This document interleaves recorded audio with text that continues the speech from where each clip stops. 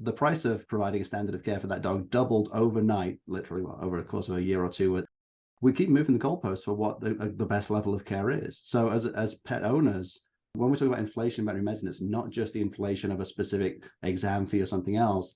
It's the inflation of uptake of veterinary services, right? There's always something new. And I'm not saying that's a bad thing. Like, there will always be an audience for our highest level of medicine.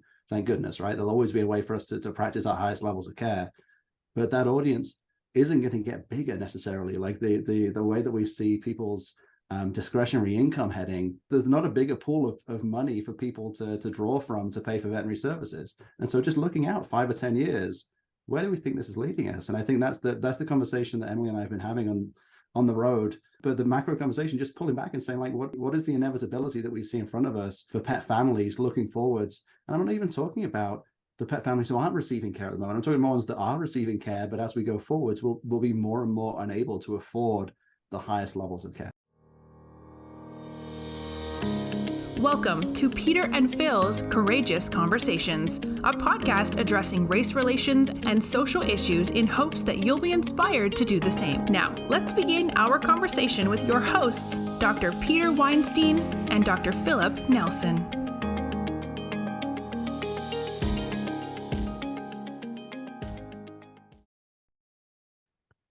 Phil, so good to see you again. How's everything going? Just fine, my friend. Well, we are thrilled to be back again for another year. And as we mentioned, we're going to be doing a little bit more focus on the veterinary profession in the coming year. And to that end, we want to thank Nationwide for their support of our Sanity and our podcast over the past year or so. And we've invited some guests from Nationwide to join us for this discussion. We've got Dr. Jules Benson. Hello. And we'd appreciate it if each of you would just share your background with our audience. And I'm going to suggest that Emily go first. I was going to suggest the same, since pre-recording, you had suggested that I ensure that Dr. Tincher has enough mic time. So I appreciate that, Peter. Well, Dr. Benson knows that I love to be the person who introduces myself first. So I'm Emily, my pronouns are she, her, and I am a second generation veterinarian. So both my parents are vets. I grew up babysitting by the groomer and the technicians and the incredibly tolerant staff at their mixed practice in rural Kentucky. When I was 3, I didn't have daycare for a while. So literally it was my daycare, and learned so much from watching them practice across what we now call a broad spectrum of care, as the only vet practice in our county for a while, seeing everything that walked in the door, from exotic to cats, dogs, and large animals. So it has been very influential for me. I always wanted to be a vet, and fast forwarding, have worked as clinically in everything from lower cost and general practice settings to most of my time in emergency practice, especially specialty practices. But I knew that I wanted to work more taking what I've learned in those settings and solving problems from a larger perspective. And so knew from the time I was in vet school that I enjoyed the business side of veterinary medicine and wanted to go into full-time industry work at some point. And after some time at part-time working at Nationwide, speaking to vet schools as a field veterinarian in our college program, and then working at IDEX for a while in university relations and partnership management, got to come back to Nationwide and work doing lots of things that we'll talk about today. So I'm Jules Benson. I'm the CVO, Chief Veterinary Officer of Nationwide. I am not from here originally. I've been in the US for about 20 years-ish, but I'm a Liverpool graduate. My journey to animal health was a little bit less clear than Emily's. I didn't grow up with veterinarians. I think I can count on one hand the number of times I went to veterinarian as a non-adult person, but the focus on science is at school. And then I spent a year in Sinai in Egypt on what I have come to realize is an example of white saviorism, former colonialism.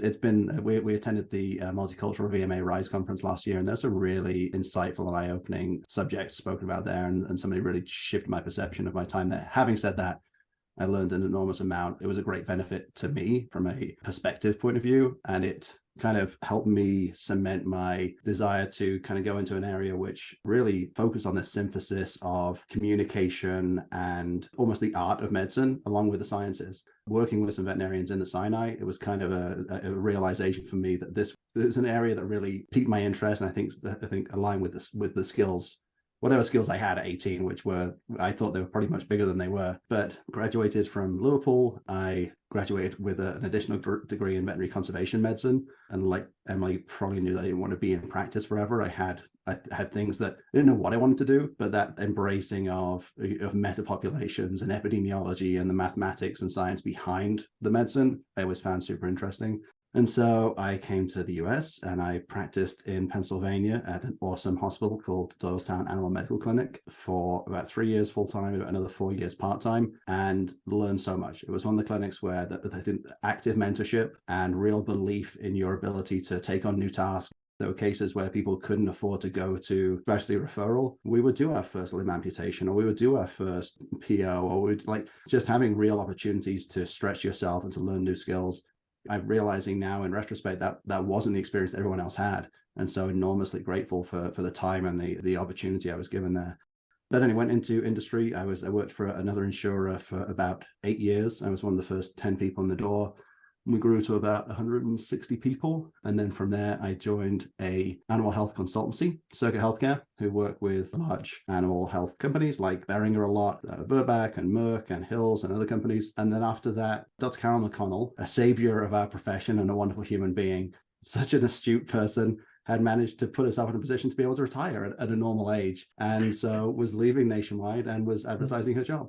And so I was not looking to get back into the insurance space, but the opportunity for me, frankly, to play with 40 years of pet health data, that was kind of where my interest was really peaked, was enough to get me in the door. And then 3 years later, we've grown the team that I managed from 3 to 10 with another couple more people joining next year. And we're doing really cool stuff. So like sponsoring Courageous Conversations. You are doing really cool stuff. The last white paper that you all published, I thought was very interesting. And I loved to see you taking that data and applying it to real issues, breed-specific predispositions towards certain diseases. You know, something that we've all have toyed with, so to speak, but that was probably one of the groundbreaking approaches to breed-specific related diseases that I've seen in a while, and you should be commended for that. Unfortunately, the real problem is figuring out what a breed is. It's true. You know, and you know, where is the line between those things? Yes, absolutely. We've done some really some good work on mixed breed versus purebred as well. But there was one of the people on Emily's team, Sharon Burns, recently,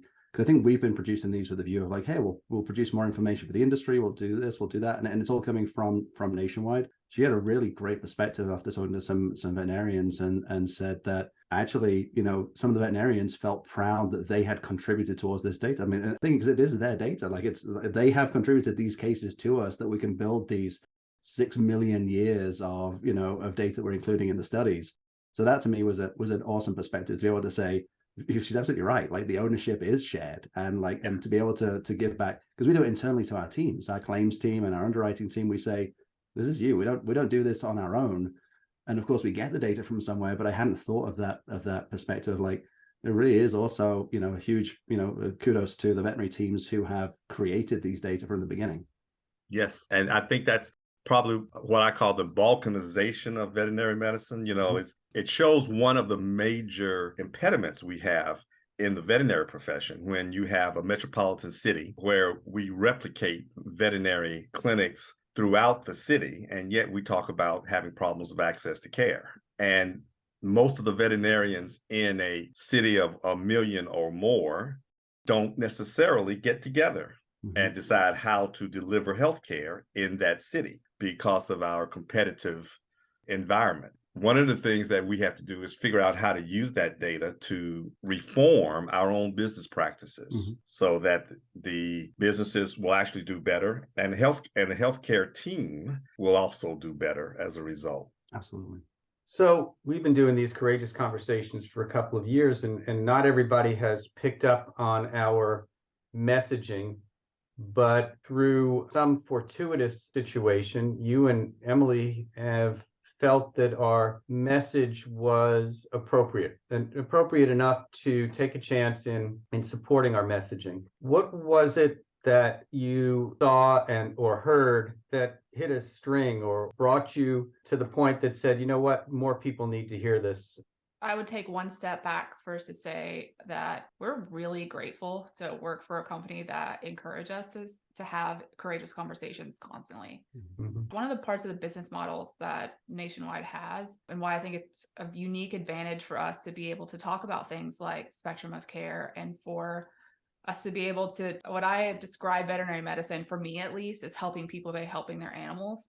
And because our customers are our members, the people that have insurance policies with Nationwide, our goal is to help people by helping their pets truly all day, every day. And that's a little bit of a different business model than we always see. I think everyone in veterinary medicine and animal health is trying to do that, but not having as our direct customers, sometimes vet healthcare teams, allows us to really focus on the fact that we help people by helping their animals as vet healthcare teams. And if we lose sight of that, and sometimes we do, we need to think about why. And so I think we're able to have conversations like, if people have financial or emotional or physical limitations that don't allow them to choose the level of care that we think that they should, or the most advanced level of care, then why do we think that that's wrong? Why do we think sometimes as vet healthcare teams that that person might then not, some people believe that pet should be a privilege, that maybe someone shouldn't be able to own a pet. I think with our structure and as a human animal bond certified company, one of only two in animal health, we have the true belief that pets are part of the family. One of the podcasts that I have most enjoyed that you all have had is the 2-part series, I think, with Dr. Michael Blackwell, and just really exploring the idea of pets as part of the family. And that's the philosophy that we have adopted and wording that we've adopted. And I think more conversations about questioning our beliefs, whether it's how we treat people, how we really enjoyed in the past in some of the conversations too, what are some of the historical reasons why we've ended up here so that we can deconstruct them and hopefully forge a different path forward. Those are the things that attracted me. Jules? Yeah, I mean, and I would just start by saying, I think, we all acknowledge, maybe apart from Peter, that we stand on the shoulders of giants, and Dr. Blackwell is surely one of those people. And I think he attained his level of knowledge and credibility by shying away from tough conversations. And I think, the conversations I've had with both of you, Peter and Phil, over the years, we've never shied away from having a tough conversation about our industry, and it's about the things that we can, should, would be doing. And I think we appreciate that. And frankly, as we came out of 2020 and we looked at our portfolio of work, what were we doing, frankly, to support our brand and our personal missions as well. And social justice was right up there. And I think that the tone of Courageous Conversations really striking this chord around even the first couple of conversations, Peter, your vulnerability of admitting to your privilege and your lack of knowledge around like that your live-in help, right? I think Phil, that was one of the most impactful conversations to me. Finding a place where you can do those in a safe and non-confrontational, but in a healthy and growing way, certainly was really appealing. One of the most impactful things that I've had happen at Nationwide so far was following the murder of George Floyd.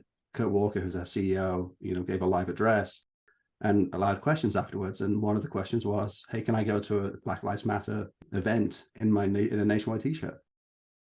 Totally trust you. We trust you to act the right way and to do the right thing.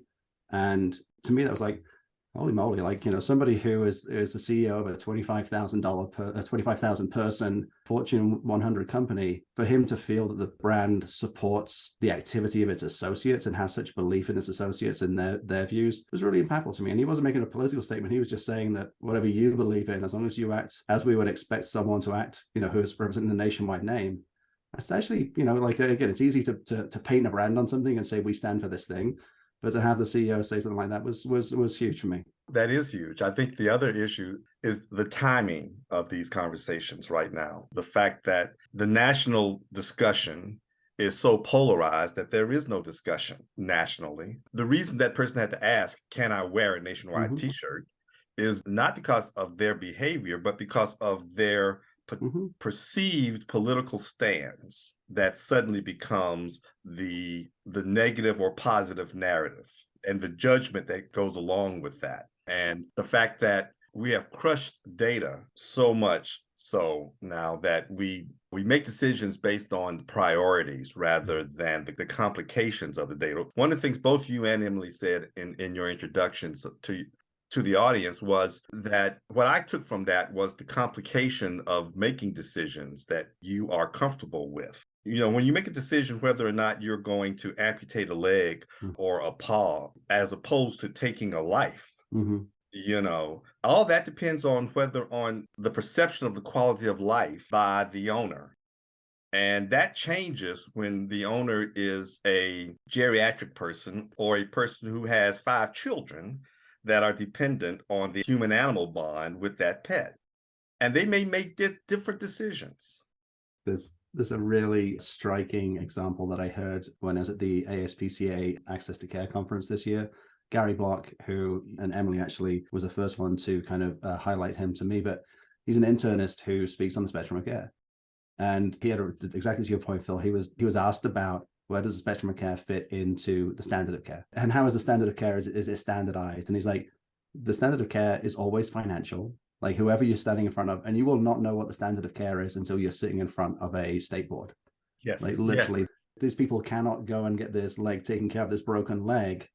The standard of care is not to amputate the leg, but in circumstances where it's either that or put the dog to sleep, clearly, you know, those decisions have to be made in compassion and in understanding of everyone's situations and their comfortability and the outcomes. And it was just such an insightful thing for him to say, that not to pretend that the standard of care is something that exists, but literally that it does exist in the minds of those people at the state boards, that if you have a complaint against you, literally those people will tell you whether they think it's the standard of care or not, but that every single conversation in the veterinary clinic has the potential to be a standard of care conversation that is massively impacted by the finances of the client standing in front of you. Finances as well as the emotional status of the client in front of you. We were all trained, you know, you can't judge the pocketbook by the appearance of the owner. Emily is the one who can speak to that. So the financial side is the easy side.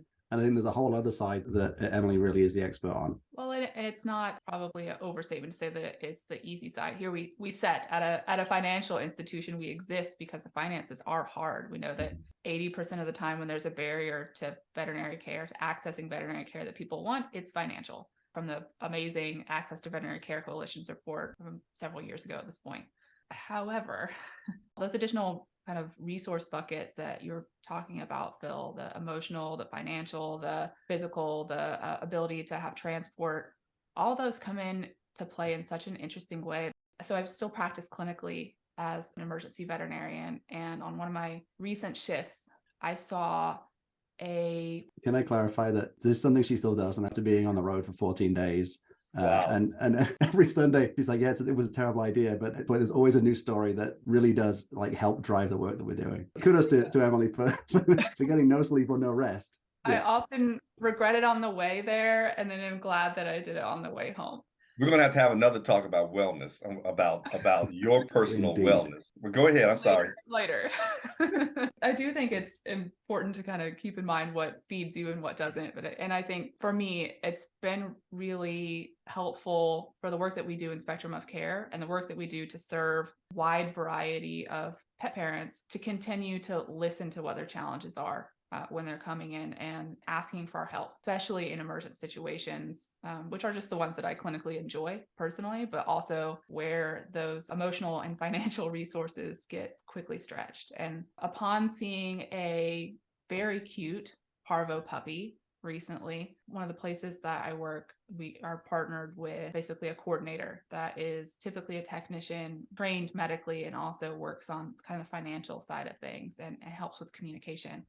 Very great for efficiency. After the puppy was diagnosed with parvo, my partner for the day said to me, well, the owner is going to euthanize the puppy, right? And I just was like, why do you say that?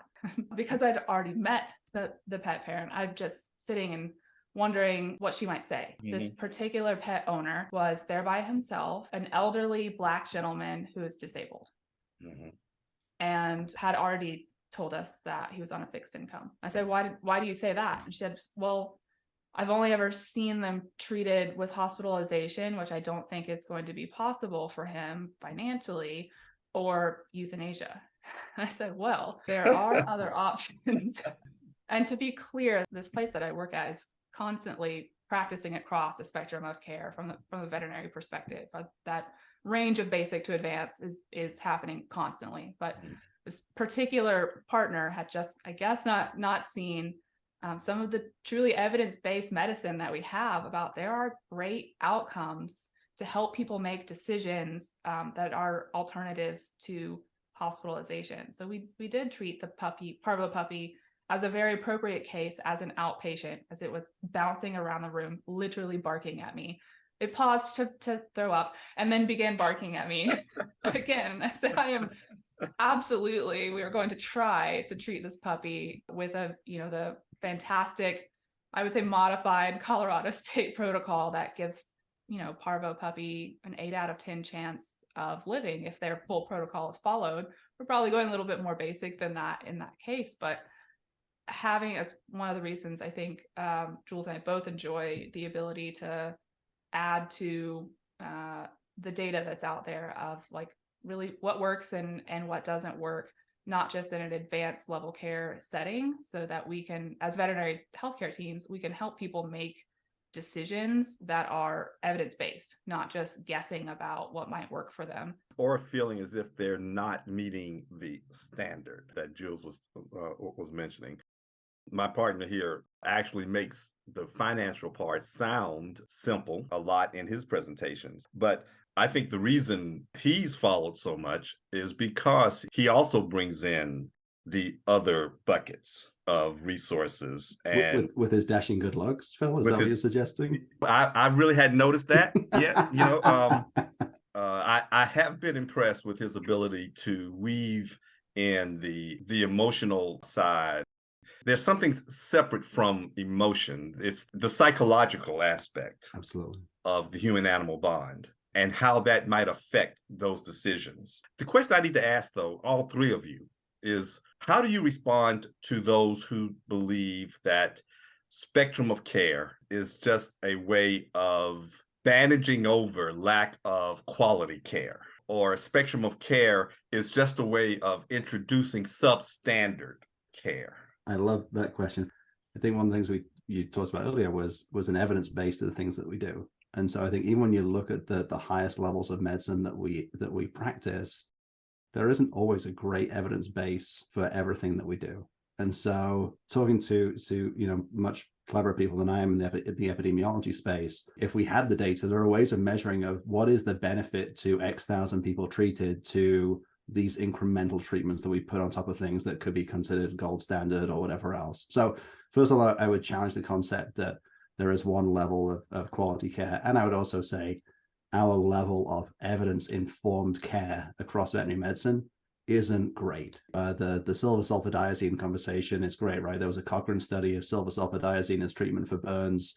And for those listening who may not know, that if you can go to the Cochrane website, and it's an exhaustive process of looking at the evidence that exists around specific treatments or specific medications. And the result was that, right, silver sulfadiazine from a huge meta study doesn't really do very much. Now, having said that, we've all used silver sulfadiazine to treat burns, and you know what, they got better.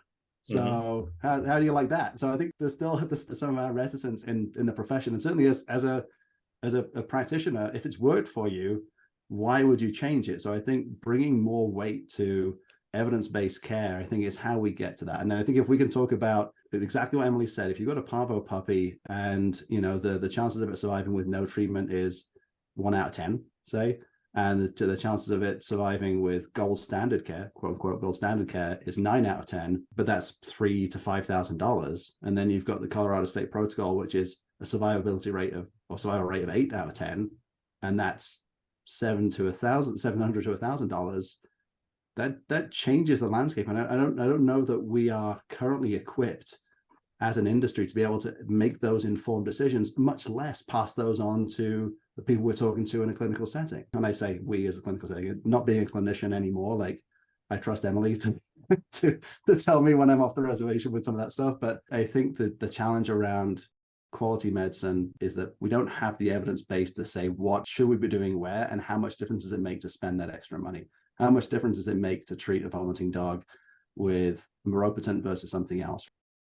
In addition to everything you said about evidence-based medicine, the other component that I think we often forget about, and coming back to that pet family centered way of interacting with the people that we are trying to help by helping their pets. If the alternative to advanced level care or the care that we would choose for our own pets, if the alternative is no care, then that's not particularly helpful for the pet that we are seeing or for the pet family. Or if the alternative is that we shame pet families into saying yes, not because they want to, but because they feel like we've pressured them, that there is no alternative other than spending more money than they have or more money than they feel comfortable spending to reach the level of care that we think that they should provide for their pet.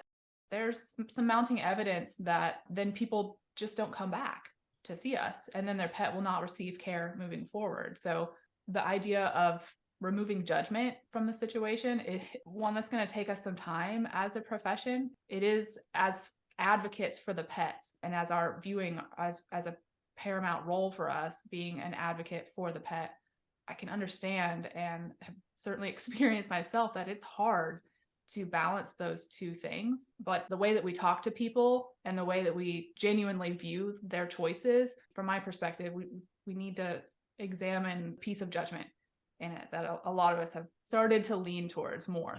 Peter, how do you respond to that? Well, historically, and I'm the second oldest in the group. God, he had to just point that I mean, out. but you wouldn't know. I mean, so for listeners, we are on a Zoom and I can see both of them, and you wouldn't know. I mean, really, you would assume that Dr. Weinstein was the oldest of the group. I appreciate that, baby Jules, family Jules. Small animal clinical medicine is a relatively young offshoot of the veterinary field. I mean, it wasn't that long ago that we were all mixed practices and that pets were utilitarian. I like to think of the 1990s as the tipping point when pets went from the outhouse to the bedroom. And then as we moved into that direction, the business of veterinary medicine started to become a business. And we were passionate in what we did. And then it became more of a business focus. And I was guilty of it when I was in practice, and I was guilty of it to a degree as a consultant. We focused on profitability over human-animal bond.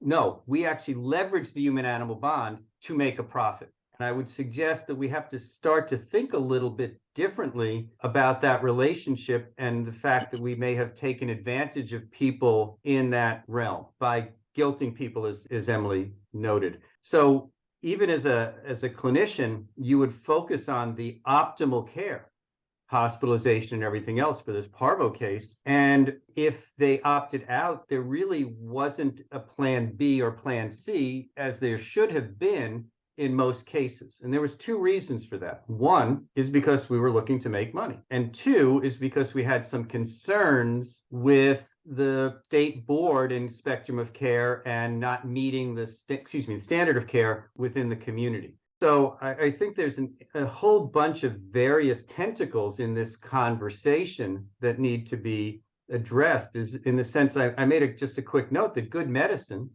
is good for business. And good medicine doesn't always have to be the platinum level. Good medicine could be what other options that are out there. I was guilty as anybody in consulting clients to always go with your best plan first, and not necessarily even having the conversation with the client that said, hey, there's a number of different ways that we can be successful with this case. We should be having those conversations, and I want to present them all to you, and then we'll make a decision together as to what is best for you, but also what is best for your pet. So I think we have to start to further educate the profession about that spectrum of care isn't bad. I think we've had this conversation in the past where spectrum of care was deemed to be bad because we weren't giving the best care.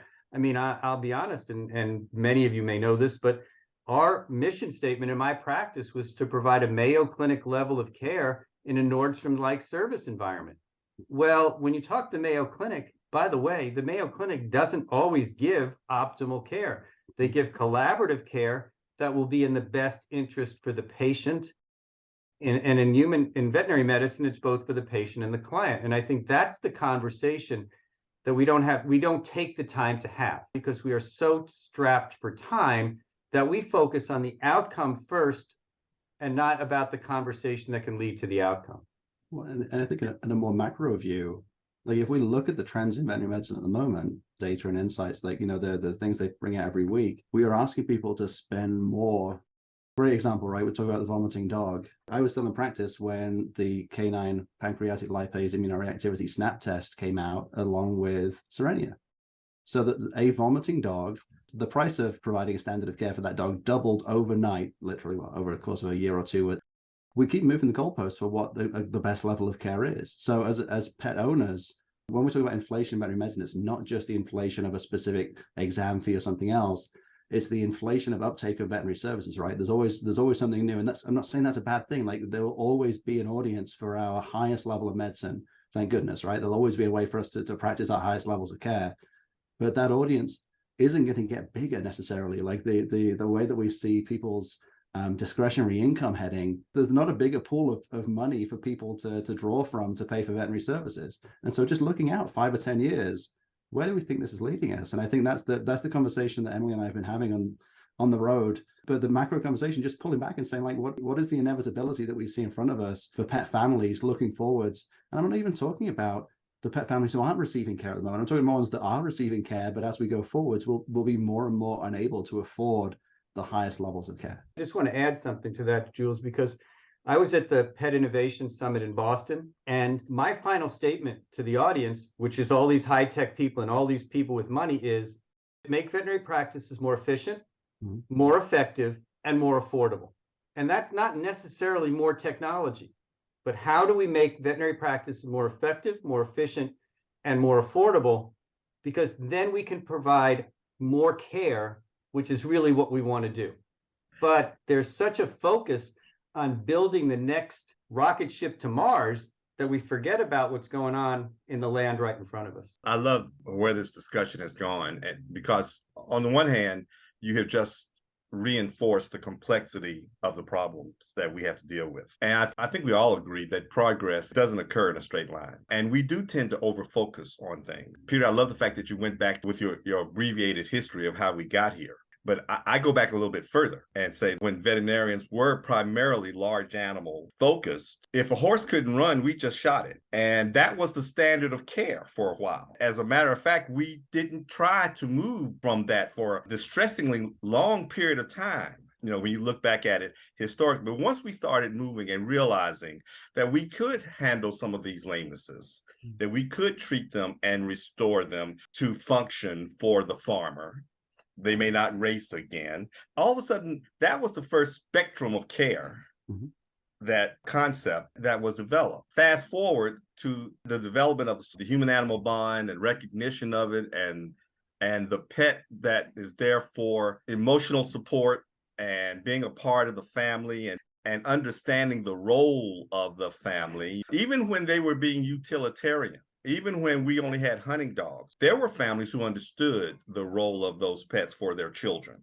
There were people who understood the psychological impact of having pets, but the veterinary profession didn't necessarily recognize it, even if they understood it. It's that balkanization of the issues within our profession. And one of the things you said, Jules, was everything you said about looking at what people can afford or are willing to afford or whatever, a lot of that has to do with social justice. And this is why social justice is important to us too, because those issues affect us as well, and to just look at business as business is a very limiting approach. Small animal medicine allowed us to adopt technology because people were willing to pay for it. That was the basis for most of the major advances in veterinary medicine, our incorporation of technology. And only recently has food animal production incorporated that in terms of veterinary medicine and surveillance, et cetera. for large herds. And precision livestock farming is the umbrella term now, which I think is a whole fascinating area that's yes, another day. absolutely. Emily, you were going to say something? Briefly, might go back to a little bit of what you said, Peter, before we talk about our communications research. You said the charge is to make veterinary medicine more efficient and affordable. And I think then we start to consider some of the challenges that we have with the veterinary workforce as well in that component. There's technology, sure, but there's leveraging, I think, collaborating with the rest of the vet healthcare team. We very rarely, maybe never, say veterinarians when we're talking about any of our programs or the work that we do, because we really do view it as the entire vet healthcare team is paramount. Actually, a great JAVMA article that came out in December. Veterinary technicians contribute to shared decision making during companion animal veterinary appointments. Fascinating. Recommend. About the importance of collaborative decision making and how much more pet owners feel like they are part of the decision making when the whole vet healthcare team contributes to that conversation and not just the vets. So back to being more efficient and affordable. While it's maybe not the topic too much for this conversation, I did want to just mention, like, it's not just about us four vets on the phone here. And that's actually going to be a big part of our conversation for our college program at Nationwide for the spring semester. And in collaboration with the Veterinary Business Management Association, we've talked to all of the vet schools over the last year about spectrum of care as an organization. We're continuing that in the spring semester and have a heavy focus on efficiency and communication throughout the whole vet healthcare team setting. Well, and Emily, as you know, I'm all about the team, and that the efficiency comes not from new high tech. It's come from better utilization of the people around you. Technology is a resource. People are the answer to the question. And I'm definitely pleased to hear that we're focusing on the team now and not just the veterinarian. But that focus has to be embedded in the business aspect as well, and how we reward those team members and how those team members participate in the revenue that's generated by those businesses. So 1,000%. I mean, one of the things that we're working on is how do we look at alternatives to production-based compensation, just because however you want to phrase that, the incentive structure, and again, as a veterinarian who was working production, I didn't think about it as I need to go into this room and get as much money as I can get out of this client. But it's always in the back of your head as to, like, what is my average client transaction? How is that going to work out? So it may not be even a conscious thought, but if we incentivize people to maximize the revenue that we're getting from clients, that's not what clients want. And actually, in my time in animal health, maybe back up a little bit, I've realized that when we do research, we focus a lot on the people who are already receiving veterinary care, because we're pretty sure they're going to buy more stuff, right? So there's a pretty close group of people that we want to hear from or talk to.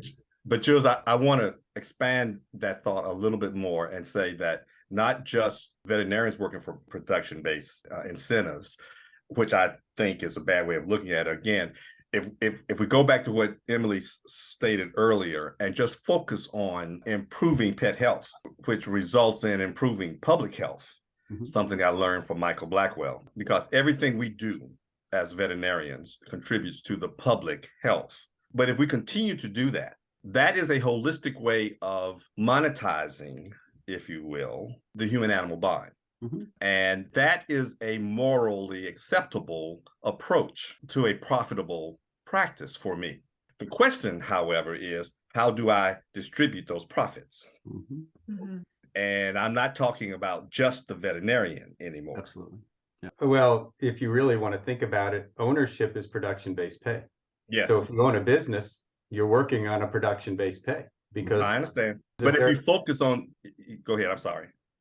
So would it not be, drilling down a little bit more, ownership allows you to take home a profit on the profitable revenue. Right. It doesn't mean you have to get there from maximal production on individual people. That's the fastest way to get there, perhaps. That's the way that we focused on it for a long time.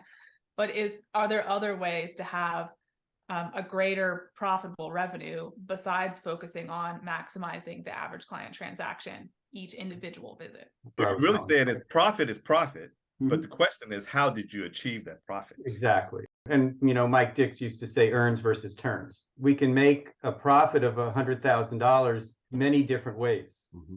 And it really just depends upon, can you do it all in one business model? Or do we need to have different business models that allow for these ways of getting to the same outcome? I think part of the problem we've had in the past in many ways is we've only seen one route to get to the outcome.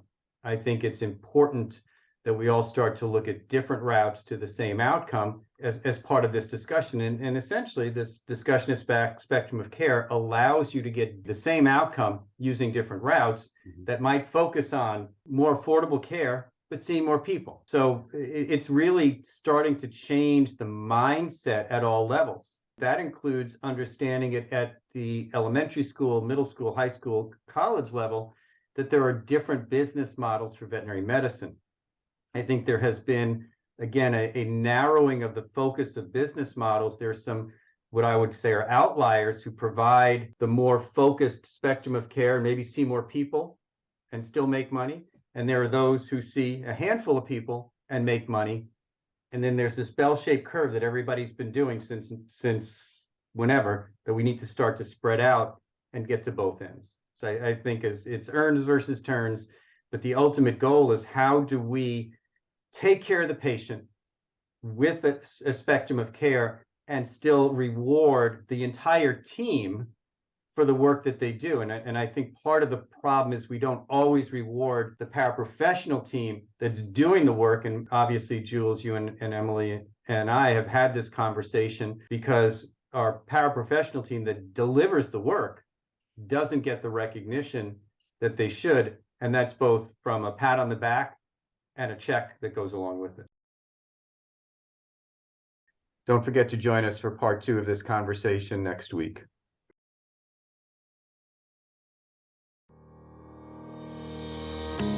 Thank you for joining us for another courageous conversation. Be sure to follow us and check back next week for more.